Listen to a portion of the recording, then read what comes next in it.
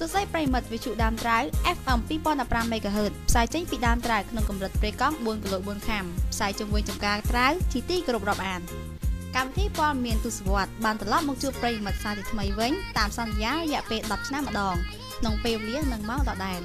កម្មវិធីនេះបានចូលរួមសហការឧបត្ថម្ភផ្កាប់មុខដោយថ្នាំបាញ់មូសសញ្ញាមូសខ្មៅមានប្រសិទ្ធភាពខ្ពស់រសជាតិម្ទេសបាញ់អាណាងាប់អានឹងការពារជីវិតរបស់លោកអ្នកពាក់មួកសុវត្ថិភាពសូមចំណាំប្រយ័ត្នប៉ះផលិតផលคล้ายៗផលិតផលពិតមានបិទសញ្ញារូបមូសខ្មៅដេកស្លាប់លើបង្គោលទឹកផ្លែឈើក្លិនមានផ្អែមឆ្ងាញ់ត្រជាក់បំបត្តិភាពស្រែកឃ្លានហាងនំថោឈើមានលក់និងទទួលធ្វើនំគ្រប់ប្រភេទដែលមានទីតាំងនៅបណ្ដោយផ្លូវហុយអត់ចែកឬអាចទំនាក់ទំនងតាមទូរស័ព្ទលេខ011-129-1956ទស្សវត្សព័ត៌មានជាតិនិងអត់ជាតិដោយកញ្ញាលីជើងពើឈើ3ប្រភេទដែលហាមឃាត់មិនឲ្យនាំចេញទៅក្រៅប្រទេស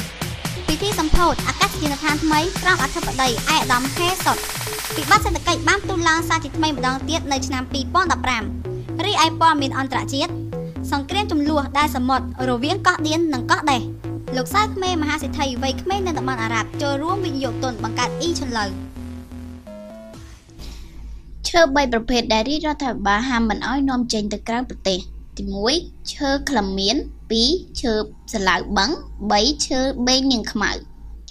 ពិធីសម្ពោធអាកាសយានដ្ឋានក្រោមអធិបតីភាពលោកហេសុតនៅថ្ងៃជក់ខែផ្សែងឆ្នាំសួតលោកហេសុតបានធ្វើជាអធិបតីភាពក្នុងពិធីបើកសម្ពោធឲ្យប្រើប្រាស់អាកាសយានដ្ឋានចូលកង្កែបចាប់ពីថ្ងៃនេះតទៅវិបត្តិសេដ្ឋកិច្ចបានកើតឡើងសារជាថ្មីម្ដងទៀតនៅឆ្នាំ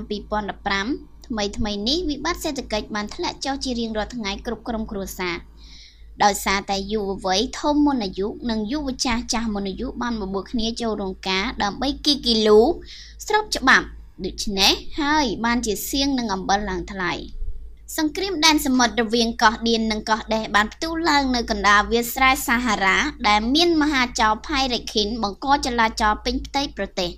លោកសៅក្មេជាមហាសេដ្ឋីវ័យក្មេងនៅអារ៉ាប់បានចូលរួមវិនិយោគទុនក្នុងការអភិរក្សអ៊ីឈិនឡូវ